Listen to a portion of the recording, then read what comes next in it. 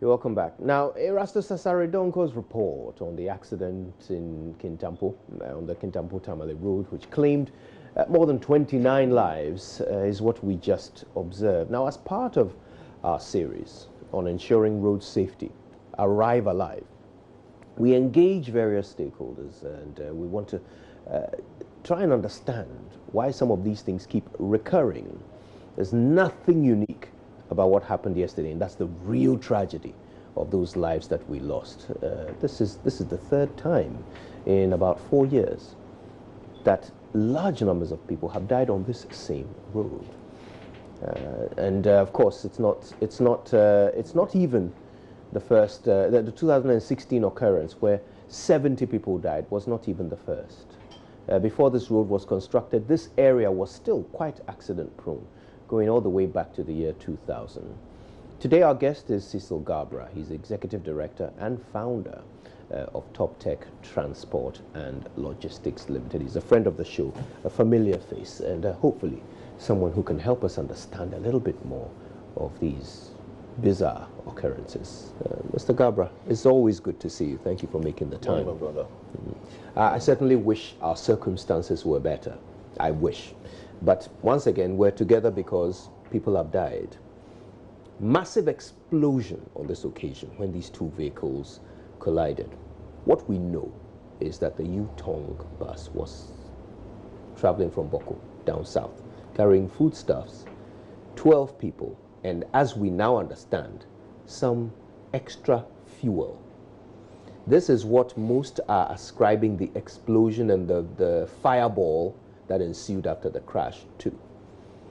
Then there was the Sprinter, which, if the numbers are to be believed, if we are to settle on the numbers that we're being told have died, that Sprinter may have been overloaded as well.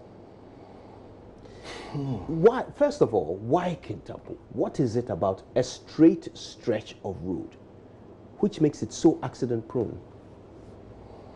First of all, also my condolences to the family. In fact, when I saw the bent bodies, I asked myself, what? I mean, my Fanti father would say, Nimpa Nawa Shode here. I mean, it's really sad, and my condolences to the family. Right, that stretch of road which I have used before, I call it ruler, because it's a straight road. And whoever you are, if you are using a very powerful vehicle, maybe a 4.2 liter 5, and that is where you would say, let me test my vehicle. It happened somewhere 2001. I lost my friend who bought a brand new Mercedes and was going for a program somewhere around Tamale. And I said, my brother, just go by flight. He said, look, I have to test my car, I have to open it. And then that's the term that he used. But my friend never came back. I rather had a call, and I went. And this time, it wasn't even any sort of accident with a human being. He had an accident with a monkey. Oh, what? Yes, a monkey. And then he just died. His vehicle was beyond repair. So the road itself... Try to avoid the monkey? Or? I think he was on top speed when I looked at the situation. I went there to bring his body back to Accra. Right. When I looked at the Mercedes, a whole round light Mercedes, right, E-Class, I said, no, this should be a speed of about 180, 200, because the faster you go in driving, when you touch any object, your vehicle will have a very serious impact. And that is it. It will affect the engine and so. So the road itself, I call a ruler. I don't remember the last time I used that road, but I understand there are ramble strips on it and so on, right? However, it is always not the vehicle, it is not the road, it is the person who is driving. It is the human being, it is the driver. Yeah.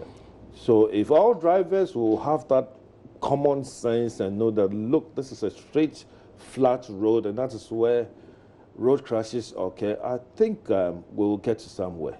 But I mean, some months, or I'll say some few weeks ago, I was here talking about the same road crashes.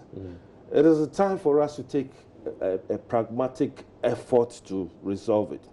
if you look at the LI 2180138 to be precise, that talks about speed, right?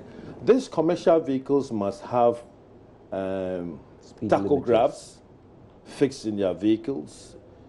Okay, I mean that alone is quite cheaper for us to afford. And then tachograph gives you the speed of the vehicle. It gives you other information of the driver's behavior. The driver is sleeping, right? As soon as you pull it, that is it. For now, I believe if we pick up this measure, if we don't even have tachographs, and we pick up these measures and say, look, let's have stops on that road. Not only that road, I mean, Cape Coast Road and all those speed identified roads, we'll get to somewhere. But as for that, I mean, without that, honestly speaking, we still have more people to lose their lives. So what you're saying, that your assessment of the risk of this straight road is that it encourages speeding? Yes, that is it. Okay. Well... Now, once the road is straight and then you are using any vehicle, your mind... You know, yesterday I didn't even hear of the accident till like 5 o'clock because I was lecturing, and I was lecturing drivers of a certain company, and I told them that when you see a straight road, right, what happens is that is where the devil starts to work. I mean, this is the human psychology. It tells you that drive a Tiajanodo, that means that you driver, this is the time, accelerate. So the devil talks to you when the road is straight, for you to accelerate. So it is not a vehicle, it is not the road, but it is always the driver. The human errors that we commit on our roads is far, far, far beyond recognition. And then so far as I'm saying this is not the end. It is always the beginning. Many more lives will be lost. And I always say to myself, I tell my wife, look, when you're making your trip in the morning, the only thing is I'm a Catholic. In the name of the Father, Son, and the Holy Spirit, Lord God, please take me to Tamale, take me to Kumasi, and bring me back safely. Because you'll be doing the right thing, and somebody else will be doing the wrong thing. When we heard about this lady, what did she say? She said the driver was sleeping. And also, let's blame it on the issue of education. Right, because these accidents will continue to occur because people who sit in the commercial vehicles, about 90% of them are not drivers. They don't know how to drive. They don't have any idea of driving. Whether the driver is driving so fast, whether he is overtaking, and so on. All what they know is that, look, I am making a journey, and then it's up to the driver's responsibility to take me. Now, those who drive and are seated in the vehicle, when they see this kind of thing and then they open their mouth to say, look, driver, Erico speed, or driver, you are driving so fast, hey, hell break loose. Others will start fighting and insult such people. So we need education.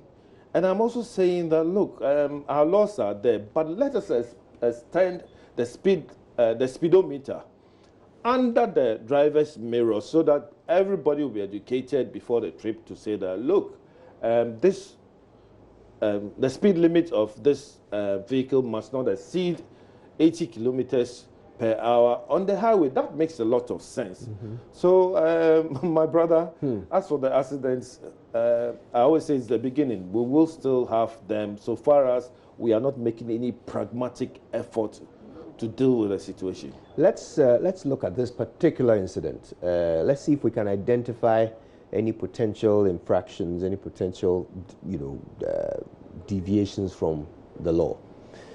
So we understand the driver was sleeping or feeling sleepy, according to one of the survivors. So that in itself points to one thing, and that is, the absence of stops. And also the responsibility of the driver himself to stop when tired, and take a rest before continuing.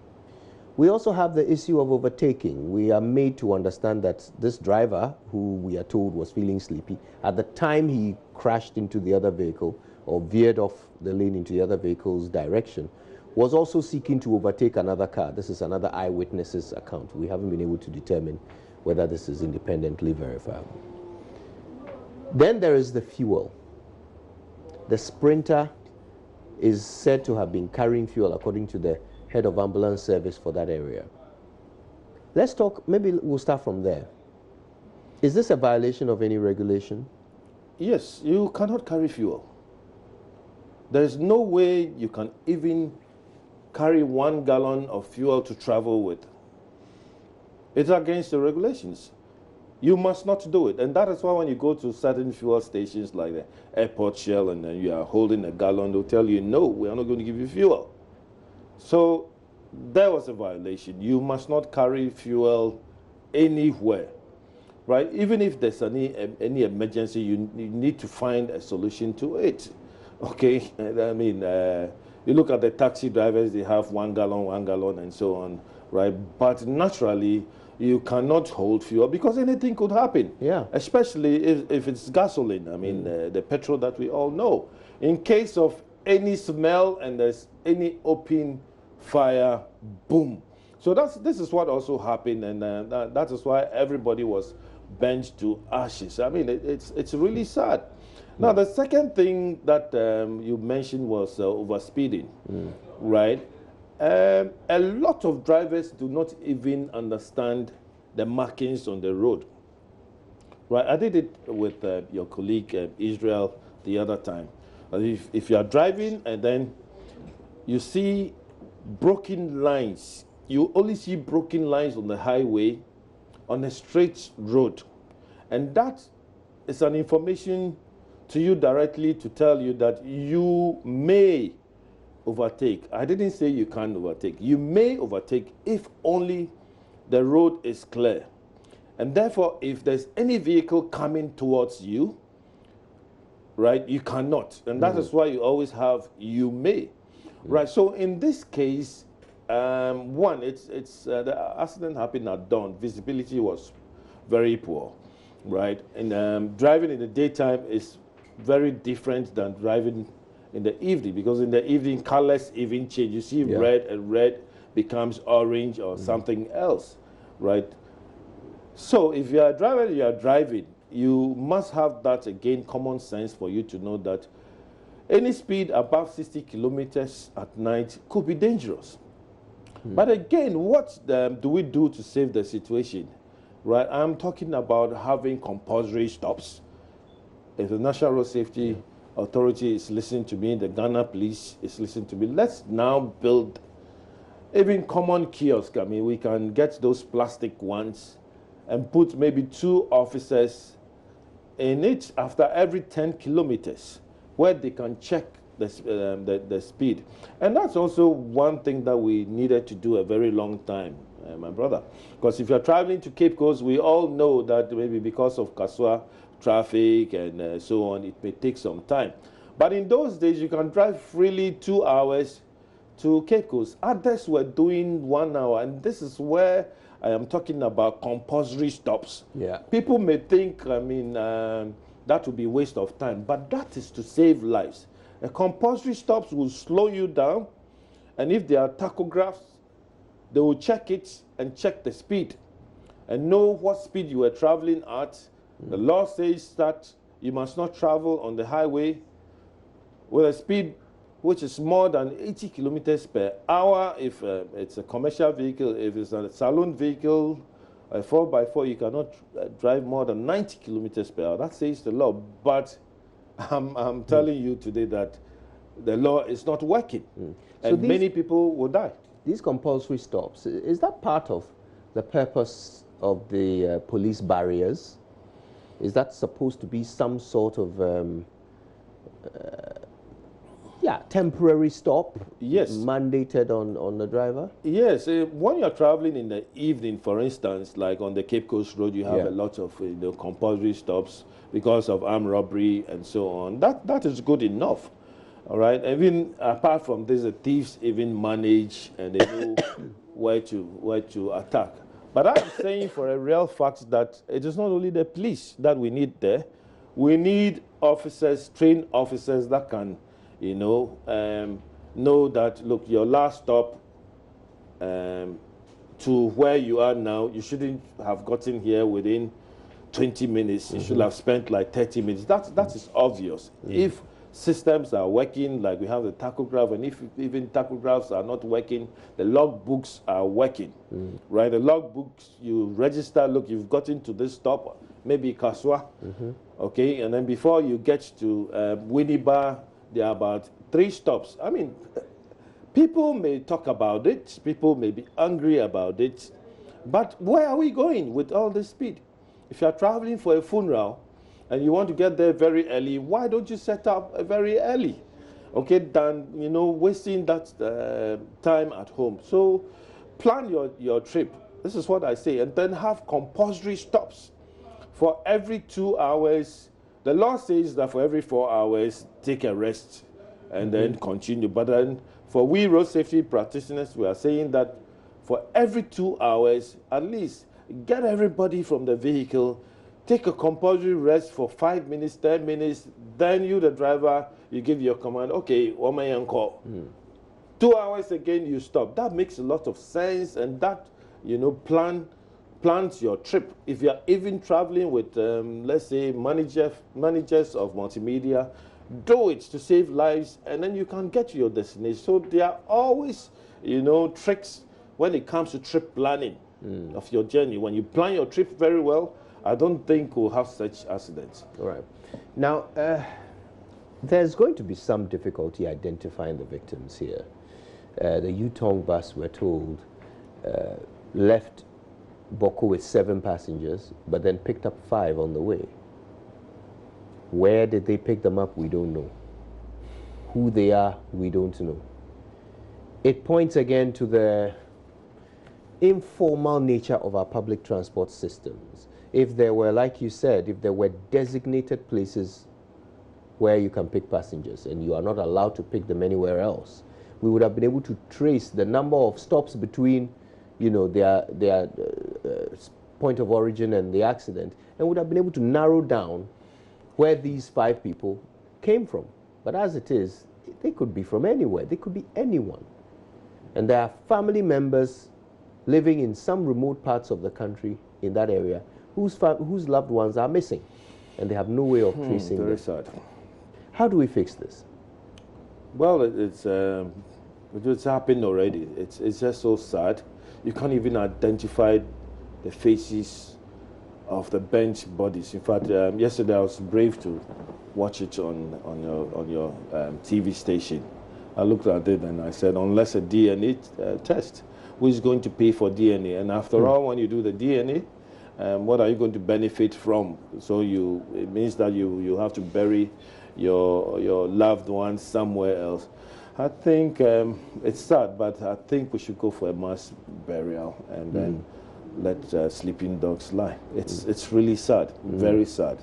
And I could just imagine before death, you are seeing death in fire. You can't escape. It's just a sad moment for Ghana once again. But remember what I said, this is just the beginning. If we are not taking any pragmatic efforts, it will happen again. It will happen. This is the 3rd accident in 5 years on that stretch. 2016, 70 people died. Last year, 60 people died in one accident. And what happened when they died? We spoke about it and left it. The minister went there and cried. I remember that. What else? You know.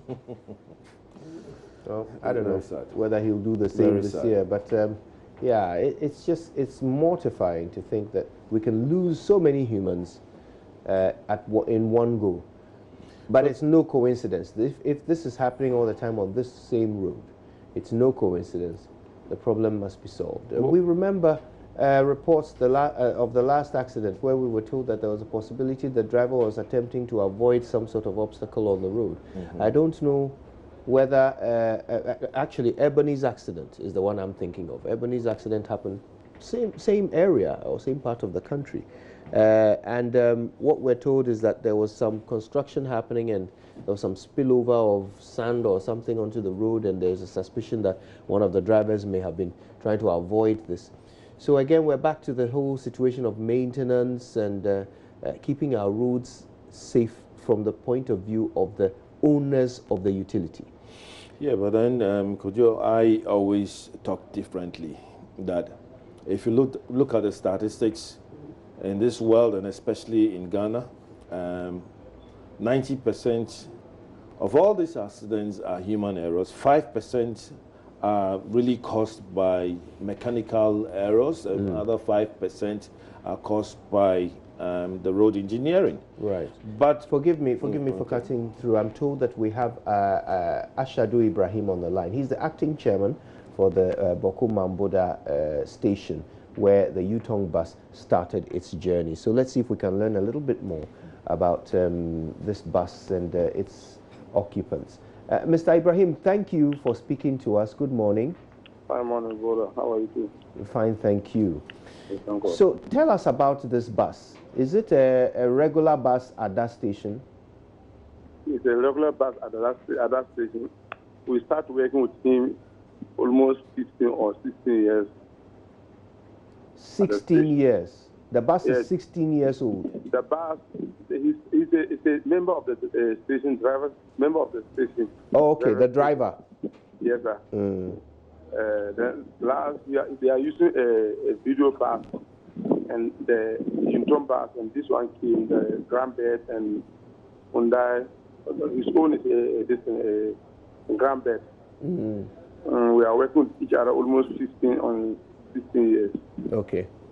So why was it carrying foodstuffs? Normally, isn't it trucks and, pickups and cargo vehicles that carry foodstuffs? Why was a passenger bus carrying food? That one, you see, the working that we are doing, a balance. Are you getting me? When it's a passengers, we are loaded passengers.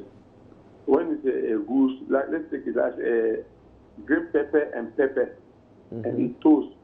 That one we can put some inside the bus. So because when somebody came today or he only came today and sleep tomorrow, when he see that she can't get a passenger going back, he will talk about the goose that he only ate to get the goose. The money that he can use a fuel to go back. Maybe he also gets more on it. And we loaded that one goose. Okay. The day that it's not today that we are doing that one. He loaded and go and came back. He loaded goose and go and came back with the passengers. The day that he came and he told that when he gets a pepper, he will take it. No problem. We load our first car with a passenger, full passenger, and the first car has gone. And he told me that, look at the goose. I should ask those who have the goose, when they will go there, she will take the goose. Okay. And I said, how many packs that you want? Say, oh, when he gets 60 or 70, she will take it. And I asked the people that who have a goose going to Kumasi. And people came to my place. I have a book that I'm writing everybody's name in the goose. We write the name in the goose. We get the goose almost 81 back. And we loaded him the goose 81 back. We have tomatoes with a small this box, and we'll put that one inside the boot. We'll finish everything. He came and he slept. Since in the morning, he came in the morning almost 6:15. And we load him and finish. I said, so come and collect your money. After that time, those who have the goods, we have 4 passengers inside our car. There is a woman that is our customer. He's going to Ajora market. We have the goods, and we have a lady, the one who's also coming from Uziga. We also have the tomatoes. And we have a lady that he came from down Burkina Faso. From Burkina Faso? Yes, sir. So, and she also had goods? No, he don't have a goods. He's he's just traveling. Okay. One woman from Burkina Faso? Yes. Okay. And one man is also going to go Tamale. So the car, we have 4 passengers. 4? Inside the car. Yes. Excuse me. The 4 passengers that we know that we put in here. The time that you want to leave here, that's the 4 passengers that we keep here. Okay. We finish and give his man. And passengers came from Garbrah, 12 of them. And I told him that we have passengers again, 12 of them. Don't, because we leave almost 4 seats. The 4 seats, every seat that is taken 2 people. The 5-seater will leave for him. The 5-seater is taking almost 10 passengers. And 5 seats can take 10 passengers. Yes, the 5-seater will leave for him. Every seat, no, because there are 2 pairs. Okay. So we leave 5 seats for him. Because maybe when he gets people on the road, he will take it. Okay. You said that you don't want any passenger again. The 4 in the woods is okay for him. Okay. It's my driver. The way I trust him, in fact, and the way we also work with each other, we don't have any problem with any. He don't have any problem with anybody in the whole station. So he's a very good driver. Master, I'm telling you the truth in the name of God. Okay. Now one of the passengers says that he was falling asleep. Come again? One of the passengers who survived the accident, she is telling us that the Yutong bus driver was sleeping. He was falling asleep. That one I can't say no, because what I'm saying that I can't say that one. I'm not inside the car, but I know his character.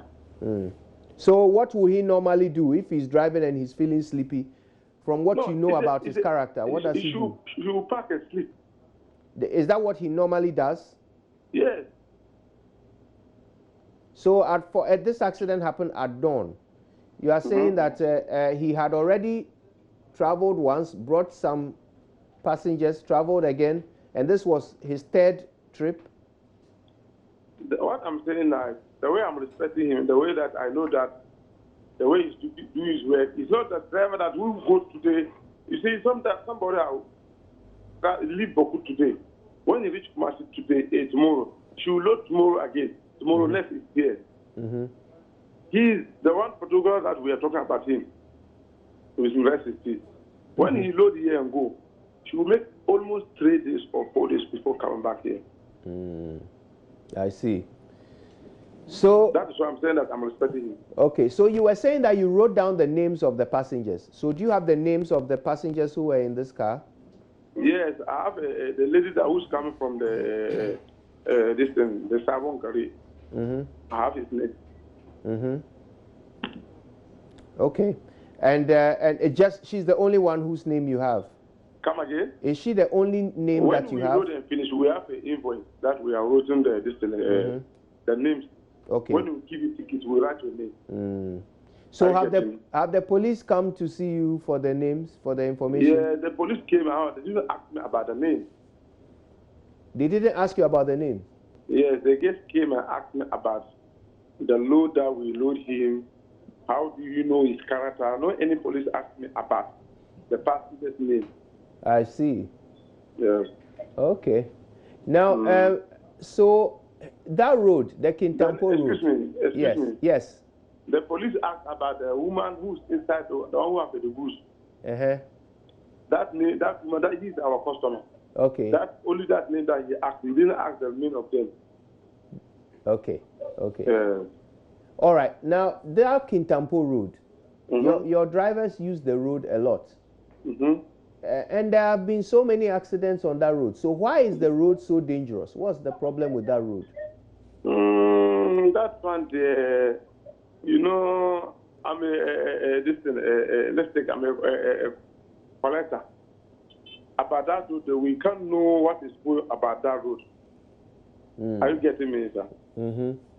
You are saying you don't drive on that road yourself, so you don't. Okay. If it's traveling, I'm traveling, but I'm not driving on that road. But do your drivers talk about it? Do the drivers say that there's a problem with that road? Yes, there is bumping on it. The quota. Okay. From Tintampo coming to Tamale, there is potholes on the road again. From Tintampo coming to Tamale, that's the journey of the Kumasi and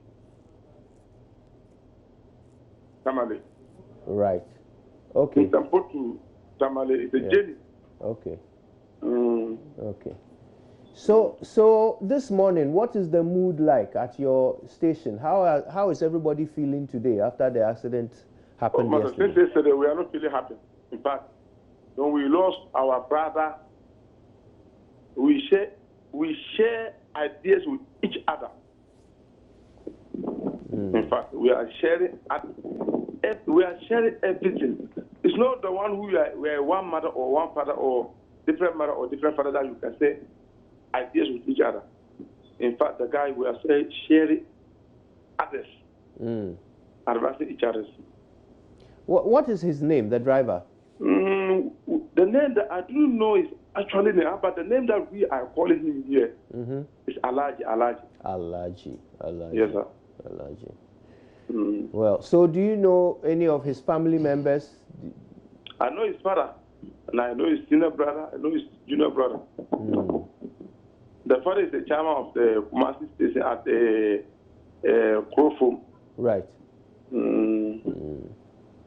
So now that we are hearing that maybe he was feeling sleepy, what is your station going to do to train and educate other drivers about how to drive safely and what to do when you are feeling sleepy?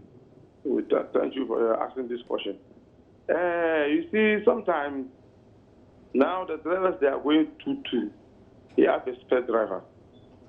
If it's only that one there, we also don't, because if it's not this morning, I didn't hear about the driver is sleeping. If it's this morning, I didn't hear that one. It's your map that I hear about sleeping the driver. Okay. But we have a drivers here. The cars plenty, they are going with two drivers. When this one is tired, this one is collecting. Yes, after that. So Alaji had an assistant driver? Yes, sir. I see. I see. That's interesting. Mr. Ashadu Ibrahim, thank you very much for giving us some more information about this, and I'm sure we will talk again very soon. Thank you. Well, that's Ashadu Ibrahim. He's the acting chairman of the Boko Mamboda station, where the Yutong bus started its journey on that fateful day. And we've learned quite a bit about the driver, Alaji, and what is known of him, and of course the passengers and how that journey came to start, and what led to his picking up some more passengers on the way. And of course, now we know how it all ended quite tragically. Mr. Garbrah, your reactions to what we've now learned? I'm still sad, yeah, very sad. I could just imagine what really happened. This is what is going on in my mind. Right, drivers sleeping. Let's talk about sleep driving now, right? See, we are all human beings. And God has created us that this morning we should be very active, and then in the evening we go and sleep. Whether you are a security man working anywhere or not, in the evening you fall asleep. Okay, let's all agree to it that night driving is a big issue. Night driving is where we have a lot of deaths. I mean, you set off early in the morning, you are going to meet death. So we advise people not to travel at dawn. I mean, it's just serious, right? I remember some years ago, I think somewhere before 2000, when I started with road safety, I came up with a survey, which I did with the late Komla, okay? That looks, look, Komla, let's go around and then sample this for ourselves, because I was doing road safety, and then he was, I think, working with MTN at that time. That's right. Right. We picked information that those night drivers, especially those who travel from neighboring countries and so on, listen to me very well. They have sex in the evening, not only with one or two people, with a lot of people, and at 4 a.m. they set off. And then you and I know deliberately or just... No, it's for fun. When the drivers finish their journey, they say, look, let's take some Guinness, and that's what they take, so they get the strength, and then they go on with other ladies. Right, so it is not a case like somebody said it, we saw it, we had to hide somewhere to just, you know, tally to say, yes, we have seen 1, 2, and they do it under these long vehicles. Right. Now, let's even forget about that. But 3 a.m., 4 a.m., they have set off. And obviously, they will sleep on the road. they will sleep on the road because naturally, when you have sex, whoever you are, you have to take a rest to regain that lost energy. I mean, you will cut off immediately after sex. Now, I always say that if you are traveling at dawn, 3 a.m., you are driving your saloon car, you are with your family, honestly speaking, the chances of survival will be quite slim because you will meet such people like Alaji sleeping on the way. Okay? Because, and that is why I like working with some of the world's bodies like the World Bank. They have their policy to say that before you set off in the evening, in the following day to travel, you must have a compulsory sleep for 8 hours. And for that period, you must not take any alcohol. Right? Can we implement it? Will it work? Who is going to check all this? Right? Because alcohol is also part of it. Unfortunately, I mean, fortunately, it's an allergy, and when we believe they don't take any drink. But what about the food that you even eat before driving? Right? If you are traveling a very long distance, you don't have to go and eat heavy food like omotuo, fufu, and so on. 10 minutes after, and if digestion starts, you will sleep on the road. And that is why we recommend that in the morning. I mean, if you are traveling for a long journey, at least take some vegetables, take some, slight food that will not get you to sleep on the road. It's really important. It's a key issue you've raised among the many that we've already talked about. Now, I'd love to hear from you. I want you to call us. You know the number, 0302 211 691 or 692.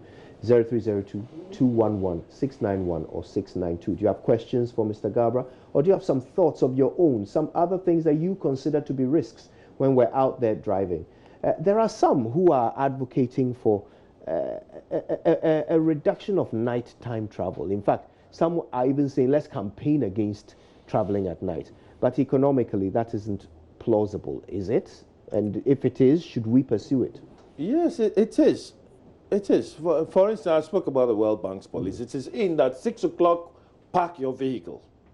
Because night driving is very different. We can come up with laws amending the LI 2180 and say, look, buses or commercial vehicles must park. You remember we had this law where big trucks couldn't travel at night and so on, right? That was overruled because of the ECOWAS countries. I mean, they come for goods, travel to Mali, Burkina Faso, and so on. So that law does not exist. It was overruled. But fine, in our own country, what are we looking at? We are looking at reducing the carnage on the road. So we can say for a fact that, look, let's really look at the laws again and say commercial vehicles must park their vehicles and we shouldn't have any night driving. Of course, others will argue and say, look, they need to get to their destinations and therefore they have to set off in the evening and so on. I do understand in certain cases, like you're traveling from Accra to Boku, where the bus leaves at dawn and will get to its destination, Boku, in the evening. But do we plan our trips? What about our own companies that we have operating? Do they plan their trips? And this is why I am calling for even what we call the proper vetting of these companies to find out the type of vehicles they are using, whether the ties conform with the international regulations, which says, like, every tie must measure up to 1.6 millimeters. Anything below that, you cannot use your ties. Your ties must have manufacturing date, for instance, if it is... especially because we've learned that the tire can expire. Precisely, yeah. I want to hear more about that in a moment, but I don't want to keep our caller waiting for too long. Martin is in Legon. Hi, good morning, Martin. Good morning. Thank you for calling us. What's on your mind? My name is Martin from Legon. Yeah. There's one thing that I think leaders should do. Okay, when you look at this motorway from Accra to Tema Street, there is this survey that I have done, because I use the road from Monday to Friday. Any car that you bypass, the person is on phone. Wow. Any car that I use motorbike, a very powerful bike. So any car that you bypass, there is the person on phone, either WhatsApping or making a call. And sometimes when they are even like they want to shift from their main road to the other side, they don't even show targeted for you to know that this car wants to come into your lane. And I think this is one major cause of road accidents on that street. Thank you. Secondly, okay. looking at this Kintampo Street, when you look at let's say the Western world, for a long stretch like Kintampo or from Accra to Tamale, they are double roads. So I think our president, or let's say our government, should at least do something about it. Because if you look at the road that they were constructed from Nsawam to Kumasi or Suhum, you see that they flood the other side. And now all those coming from Kumasi and from Accra, they are all using the same route. And when there should be a driver sleeping at dawn or at night, we will have a very, very big impact. Right. So this is what I have surveyed. And I think we have to do something about it. That's what Mr. Cecil is saying. It's very good. When we are able to implement that, we are going to save lives. Thank you, Martin. We also have to look at the... Thank you very much, Martin. Martin is in Legon, and yeah, some interesting views there. He certainly agrees with what you're saying, but he raises that other important issue of distractions, you know, mobile phones and so forth. And he's right. You see so much of that in the city. I mean, that's not what happened in this case, but you can obviously see the potential danger that we're facing if people continue to use their mobile phones when they're supposed to be doing something as precarious and sensitive as driving.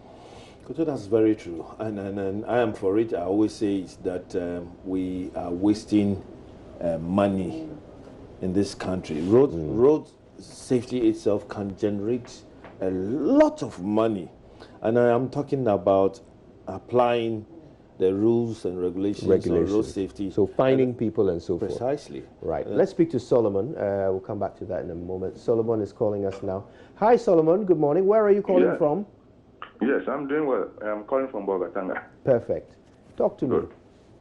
Yes, I agree with what Doctor said. I'm a mother here, then mostly when the drivers travel long distance and come, they always go and look for their girlfriends. And that's one thing I agree with Doctor. And it's very, very common. So the drivers, they should be educated. Now, I'm also with, like this road safety. Last, they came out with a policy. Now, they made some of the drivers to even go for some training where, when they are traveling long distances, they'll have to pass through some tests. And so I don't know how the training went, but I overheard it. Right. So I believe what they are doing well. But they should stress more on the sex aspect. Right. A lot of long-distance drivers, they have a lot of sex when they come around. They have girlfriends in all the areas that they go. Thank you. Right. Thank you so much, Solomon. Right. Well, clearly, it's a much more well-known phenomenon than I thought.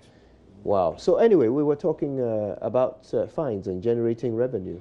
Yes. So we can generate revenue easily because just like the gentleman said that he's on motorbike and he sees a lot of people on a mobile phone. Do we care in this country? Even the police themselves, the military, all the enforcement agencies are doing it. You see it. I mean, they are talking on mobile phones. I mean, who cares? But again, that alone can generate a lot of income for this country. I mean, if you put up punitive measures to collect not huge fines, but fines in general that are punitive enough. Precisely, that can help because it's true. As for mobile phones, we'll not stop using them. If you put up a good practice and say you are not going to use your phone, and even you are using Bluetooth, that makes a lot of sense than people, driving and then using, doing a handheld. That obviously will bring problems. Let's take another call. John Ayamga is in Bolgatanga. John, good morning. Yeah, good morning. Good you? So, what are you thinking? There was some policy just a few months ago that all these drivers, especially those big companies like OA, VIP, VVIP, and the rest, should have 2 drivers each. I don't know what has become of that policy. If that policy is carried out, it will go a long way to help reduce the accidents. Thank you for raising that, Mr. Ayamga. We learned from the station master of the station from which the Yutong bus started its journey that there were 2 drivers. There was a driver, Alaji, and his assistant. So you're right. You're absolutely right about that. It's something that ought to be enforced in every single public transport vehicle that takes large numbers of passengers. So yeah, call us too, 0302-211-691 or 692.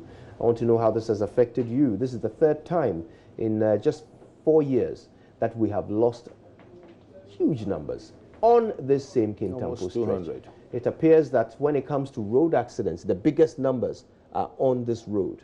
70, then 60, now 30. What's it about this road? Why is it so dangerous to be a passenger on Kintampo Road? And how can we mitigate that risk?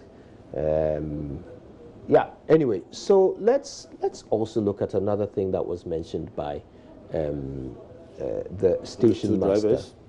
And it was the recording of the details of passengers. Now, because one passenger had cargo, they recorded her details, but not the rest. Now, I know that we are not the United States or Britain. We don't have CCTV cameras everywhere. But is there a way in our informal setting that we can have better records of travelers, just in case things like this happen? I think it's important. We have to move ahead in this situation and at least record everybody's name. And no, I think STC does it. Okay. Forgive me. We're going to have to come back to that point in a moment. Have we lost our caller?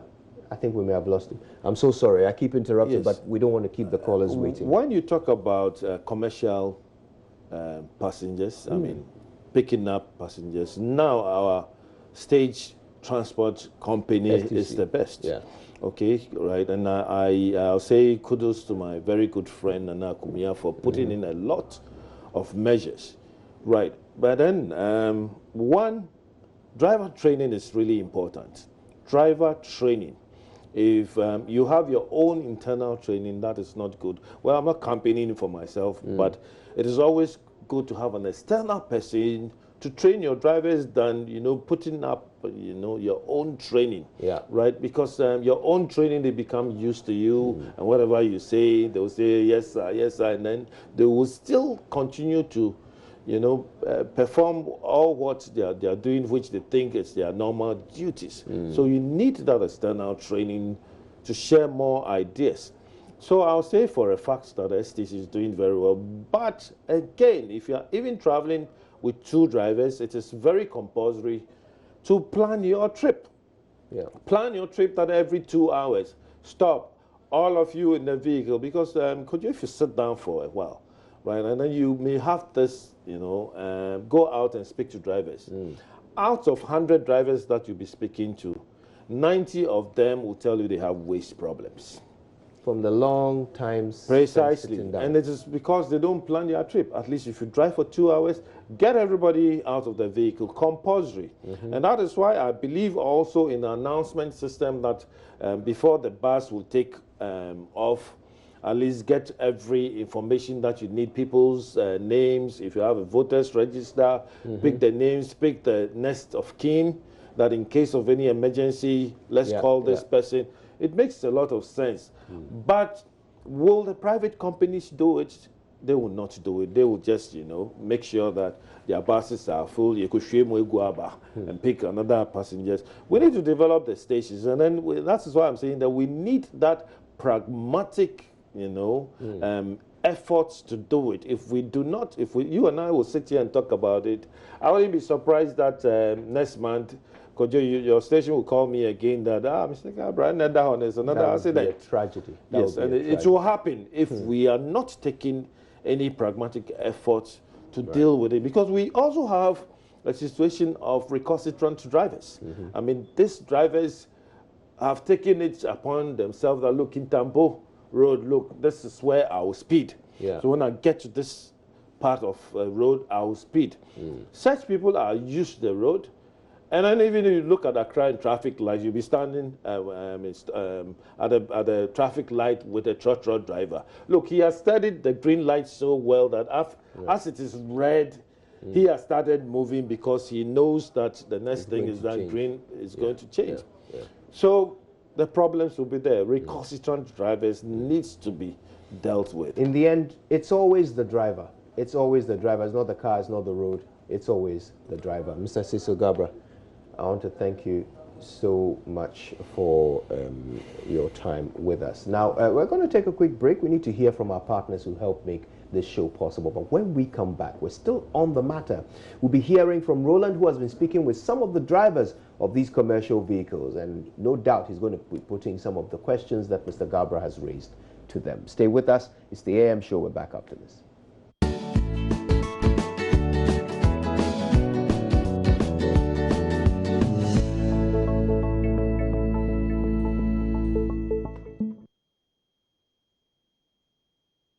You're welcome back. Now, what does 70 years mean to you? Old and past its prime? Well, for our friends at Graphic, it's a celebration of 7 decades of excellence, rich experiences with great achievements. And they've done it all together with you, their readers, advertisers, clients, agencies, partners, regulator, supplier, and of course, the entire nation. Graphic Communications Group Limited is 70 years, and they're thankful to God and of course to you. So why don't you come and celebrate with them? Truth and accuracy every day. All right, so let's get back to the matter. And today we are talking about that tragic Kintampo accident. Anywhere between 29 and 35 people are believed to have died in that accident. And we're trying to understand what sort of driver behavior may be leading to these accidents, particularly on that stretch. Now, Roland Walker has been engaging drivers at the Neoplan station on this issue. Let's catch up with him now and find out what he's learned. The GPR2 supervisors right here, and I will be speaking to a number of them. But what's your name, sir? I'm Otis. Otis. And you work with the GPR2? Yes, please. And I'm sure that you've worked with as a transporter with all these drivers over the period, won't you say? Yeah, we've been working with them for some time now. Okay. And then I also have a number of officials here. Brad, on the bedding come to say. Yes, I don't know. Great. Your friend saying? A friend Bishop. Bishop. So that's the Bishop of the Neoplan. This is the Neoplan station, right? Of the Neoplan. Bishop Obinim. What's your friend saying? No, fully. No, fully. Okay, so, but let me start with you, if you can just, so that we can get a proper view of you and give space to Nano for you also to be within the frame. What sort of, as GPR2 education do you give all these drivers, the porters and their mates, etc.? Thank you. First of all, we would like to say GPR2, we run programs for them. Just like last week, there were road safety was here to organize a course, a refresher course for all the drivers, just last week. Then next week, we also have another program for we, the executives and our drivers. We always try to advise them, guide them. You see, when they load from this terminal and they are on the road, they are on their own. But calls and other stuff comes in, which we do call drivers. If they are driving bad on the road, we do call them back to correct them. So what you're saying is that sometimes you get some responses from the passengers? Yes, we do. Yes, we do. Yes, we do. Now, let me just avert your mind to the Kintampo accident, and is the newest we have currently. But we know that we've been consistent with the accident, and since January up to now, they've just been piling up. Usually, as an administrator, somebody who interacts and supervises with the drivers, when you hear of such news, what comes to mind? It's always sad because you never know. I myself, I might be a transporter, but my wife and my children might be on the road traveling. And when this happens to them, whether you are a transporter or any other, you will feel bad because you don't know the people on board. It might be a brother of mine, a sister of mine. So when it happens, first of all, it affects us emotionally as human. Then you look at the losses. Somebody will be a breadwinner in the car. What is the children going to do? He has a wife or he has a husband. He's gone now. Maybe he's the breadwinner of the family. What are the children going to do? So we normally think about that part before we look at the other stuff.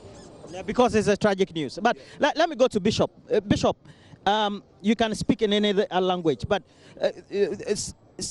training say akwehie sisana te say enradie yi say na ahomache de no esi wo Kintampo kwan no so no eya mote sana e de na ba modwem ase moye driver for porters ne mate for ne sa anyama no me ade ba kwan ya na me hu no say ensem ba bi sei na say ye ka bibi efa nkwanhia no ho ana ase ne ema esia me hu no say enya ade e ko ba bia ye drivers no de ye ka ya sema ye beka bie ne wa ase e ko ba bia ba senka mutie de ye nso ye ka no so a na aban no e boa ye ne a efi se nka eniema betimi atotoye efi se wohwe bibi ti se drivers a yisu buses na dodo na ho no ma entua omoka wo so ho entua omoka enam se driver fo ni kama fo ni si no obia ni ho no ma oboa drivers de bia asem no ba ya na mo yi agu driver fo so hwe from Accra to Boko na driver ni ba akopɛ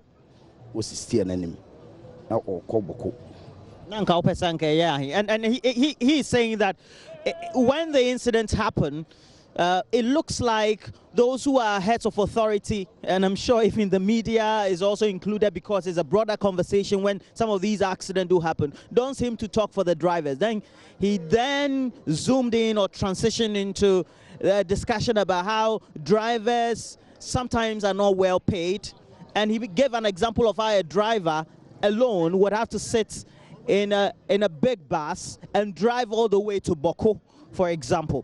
Now, sad driver Nino, you don't want the driver to be the lone driver in that bus. I'm say no ana ye nyina akire say bianka driver need yanka use car for 4 hours at least also to mean rest and sana bia wato waso. So ye hase drivers no ye ni sa problem no because ye yenya rest ankasa oba ya ohwe manim kura otum say me da sorry ya na oni me e ka say yen new plan ankasa no ye ni sa problem no but ye wo different stations a omo wo sa problem na omo no omo ba bi on ma onna na obeni nante sa yen so ya say yen panifo no kura na wa na omo mpene ma onfa oka no kura nya dey emisim yen frɛ kura so na da na me ka no a say ya nwie no se driver free action no woko Boko a ni sika ya de mano no esua ni sika ono ankasa benya ewo bia ne potom no esua enti ukaka so onko fa spare driver bi na o meka ho na wone no mienu nko na oduru kwan mu na wo bra o de ama na sika pen o de be ma no wanya bi so de ama ne meti mi why bo so me so a yentua ne ka woni yibia social security yibia wonu nti se hwe yadwuma no so a ye no so yadwuma edin pa enso sa ne ma wenim nyina no yenya ban bia ne yenim se kofo eba ye no na yenim se sa ne ma ne betimi ayeye because oba in the way we see start lances no ne ne ma ne yenim se nya ade a wo ye small guy anase obi a woni experience bia wo ye ya obetimi de ye fene say bus kɛseɛ saa no akɔ kwan so anaasɛ unyi experience biara untimi nyusu saa bus no. But all the way, say, Uchemwa, I don't know what's that. And then see a Benyan Yamaka crack wo but Nina no etigui. So, Yaquine, driver Niba Kakwan Wasamoa, Nadia, Ubia Befa, Ubia and Tia. If what Bassiam, you know, much Yadi, but Yantin was in Bim. Tambia drivers in no problem, Tambia drivers no problem. Sadly, I canon. You will never be there. Passing out what can more. Obetimia driver sana driver unyane na wotu show so na agenda akora kitikura no person ka phone driver no simple because ye ni asem bia ye beka se driver ni tistia na nimu a na nka menam kura won kwa e de kwa a wo senka wo ma me use ma adwen ba obi tie kire obeka kan kwasem saa ye ni asem bia ye beka kire no I was saying that timidity ma police e wokwam na ka police ni discipline no na ye ahyenso ana de bia abeboa ma obia otikam bia hu say driver na otikam no no also respect him. So basically what Bishop is saying is that the drivers don't have spokespeople or don't have their rights protected in a way or don't have the right sort of advocacy by way of the emolument, and he's complaining that they are not paid, sometimes even at the end of the month. And he says that even though this may not be an across-board feature, for example, here at New Plan, it is something that is symptomatic of the industry. And then you have a bus, a big bus such as this, for example, and the camera will show you some of these long buses.